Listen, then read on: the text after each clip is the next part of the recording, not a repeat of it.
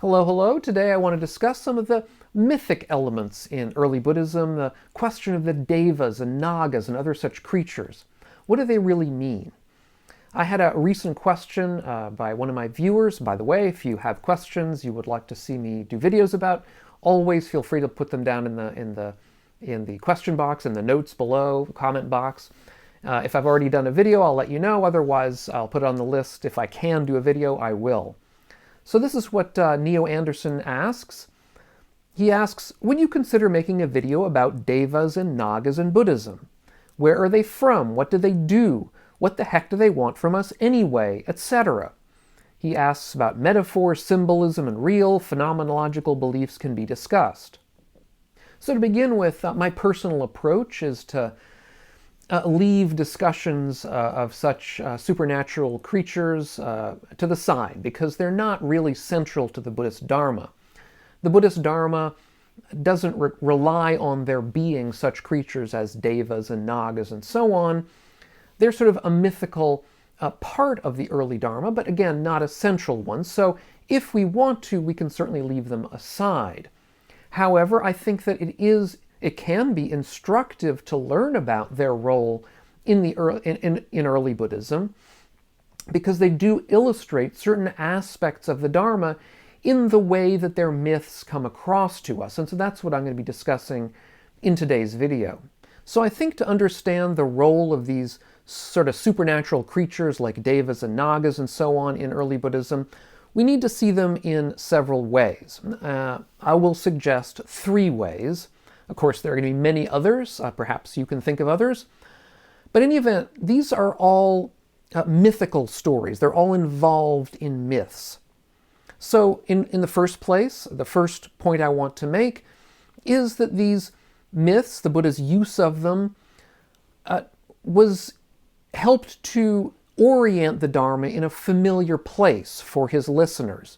It got the Dharma across in words and concepts that his audience would have been familiar with. In the second place, it introduced new aspects of the Dharma through those myths, which I'll explain. And in the third place, the Buddha reoriented the myths themselves to dharmic ends. So these are the 3 ways we can look at these Devas and Nagas within an early Buddhist context. So first, all of these stories, these myths about these Devas and Nagas and Yakas, which are nature spirits, these all tapped into prior mythic forms that would have been around when the Buddha was growing up. These creatures, such as Nagas or Yakas, nature spirits, would have been associated with particular places, particular trees or rivers, forests, mountains, regions. And so would have been, again, part of the landscape for the Buddha's audience. And the Devas would have been associated, at least some of them, with particular heavenly realms that would have been considered to be in regular communication with humans. Again, part of the landscape in which early Buddhism arose. Part of that was the landscape of the Vedas. The Vedas are particularly early, the sort of earliest texts in India, perhaps 1,000 years before the Buddha's lifetime. And all of the Buddha's audience, as well as the Buddha himself, were clearly aware of these Vedic myths. The Buddha talks about them many times in the Suttas.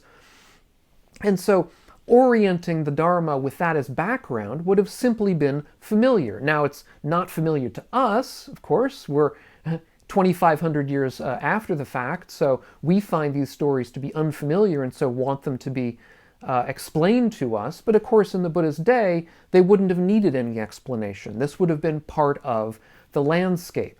Now, Neo Anderson also asks, what do these Devas and Nagas do, and what do they want from us? Which gets to our second point, which is how the Buddha elaborated the Dharma in new ways using these kinds of mythos, or these mythic elements. Now, to begin with, within a Vedic context, these deities, these gods, were very powerful beings. The world was essentially, at least the world insofar as we know it, was essentially created through their impulses in various ways. And we look to the deities, we propitiate them with sacrifices in a Vedic context in order to gain certain kinds of worldly benefits for ourselves, such as perhaps a longer lifespan or a larger family or health, wealth, power, whatever it might be, we gain through sacrifice to the deities. Now, this is to say that within that Vedic context, the deities had the power, and we humans needed to tap into that power through correct ritual actions. However, in the Buddhist mythic narratives, these devas often come across as being somewhat lost, or even being somewhat humorous.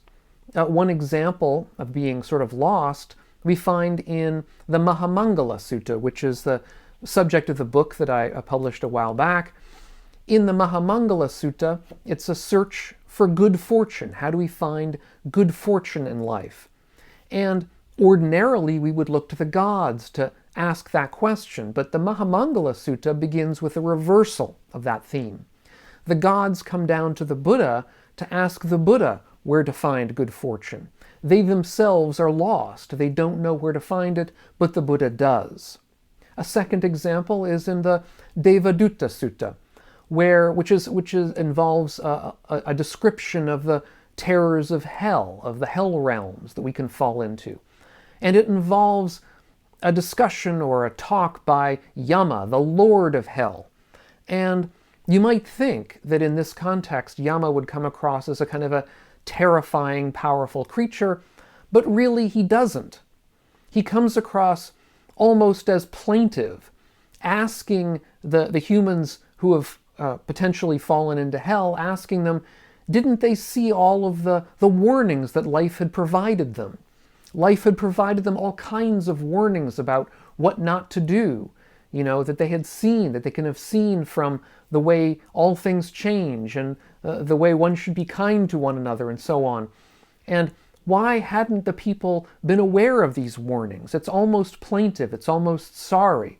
And at the end of the sutta, Yama says that he has a desire to be reborn as a human so that he can hear the Buddha's teaching for himself. So he comes across almost as a kind of a sad sack, really inverting the whole idea of what it is to be the Lord of Hell. And the story also highlights the fact that in a Buddhist context, all of these deities are mortal. They're not immortal. They don't live forever. They're all going to die eventually. They're all going to re-enter samsara and be tossed around again and be born somewhere else.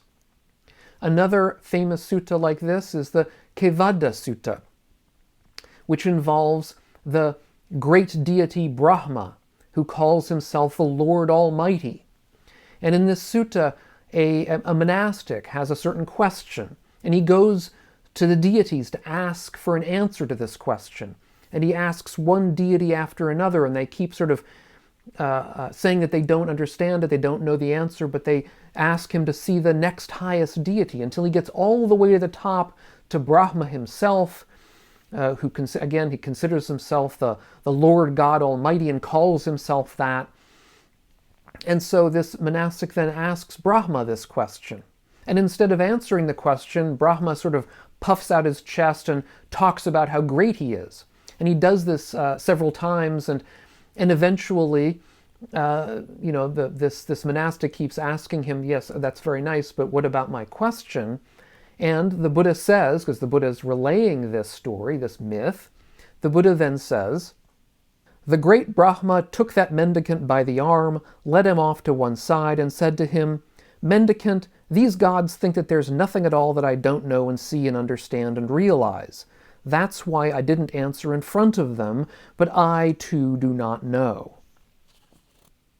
And then Brahma says that really for the answer to his question, he should go and ask the Buddha.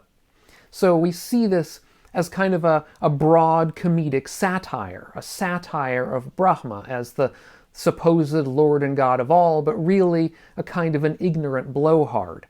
And the dharmic point here, well, one of the dharmic points anyway, is that true wisdom doesn't come through this kind of great power and majesty. great power and majesty can at times, in fact, be a block to true wisdom.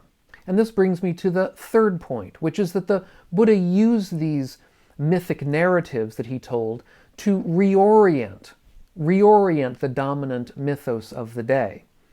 Myths in general serve to reflect and codify societal values and norms. And the Buddha himself seems to have been confronted by the myths of his day that he saw were inadequate, that weren't really getting at true wisdom. And so he told myths, he reoriented these myths in new ways, such that it was not the gods themselves that had the knowledge and wisdom and power, but humans who did. Indeed, the Buddha himself who did. Indeed, in the early texts, the Buddha is described as the teacher of devas and humans. The values of the devas, the values inherent in the Vedic mythology, were, in the Buddha's views, worldly values, relatively ignorant values of worldly success, of power, of fame, that sort of thing. Whereas the Buddha's values were, in his views, the greater, more wise values, the world-transcending values of renunciation, of wisdom and cessation, the sorts of things that went beyond the simpler, more worldly, down-to-earth values that we find in the Vedas. Another example from early Buddhism involves the story of Mucalinda the Nāgarājā, or Snake King. It's said that this Snake King, this Serpent King, saw the Buddha. The Buddha was meditating for 7 days. And during this 7-day meditation, a great storm blew up. And in order to protect the Buddha in meditation, this Mucalinda coiled its coils around the Buddha to protect him, and then extended his hood over the Buddha's head, his great big snake hood over the Buddha's head in order to protect him from the rain. Now, likely, Mucalinda was simply one manifestation of the many serpent deities we could find in ancient India. Perhaps he was in fact a serpent deity from a particular place. I'm not familiar with that, but he may have been, probably was. These serpent deities go at least back to the famous Vedic story of Vritra, the serpent king, who was the manifestation of the hindrances, of the difficulties that Indra defeated in one of the most famous early Vedic stories. So this idea of these serpent kings goes way back. But here in this story of Mucalinda, we again see an inversion of the story, where it's the serpent king who bows down to the Buddha. The serpent king comes to aid the Buddha rather than the reverse, rather than a Buddhist or a Buddha looking up to the serpent king. So this is, again, a kind of a mythic inversion. And insofar as the Buddha would have seen these figures, these devas and nagas and yakas, insofar as he would have seen them as real, his willingness, his desire to invert them, to see them as lesser than him, to see them as relatively ignorant, to even satirize them at times, shows that he had no fear over them. No fear of them. It shows that he viewed them as not holding the keys to wisdom and to liberation. These great mythic beings of the past and the present were to him just symbols, great powerful symbols of nature, we might say. Symbols of worldly power that he himself, as the Buddha, had already transcended. So to that point, I did an earlier video on Buddhist myth, in particular the Buddhist creation myth, in a sense, and looked at this whole idea of myth as inspiration for Buddhist practice, for the Buddhist Dharma. And I'll leave a link to that video up here on the screen if you haven't seen it or would like to see it again. If you're getting something out of these videos of mine, consider taking a look at my Patreon page, which is linked here on the screen and down below in the notes, and see if you want to help support the channel and the work that I'm doing here. Thanks so much, and we'll catch you on the next video. And meanwhile, all of you, be well.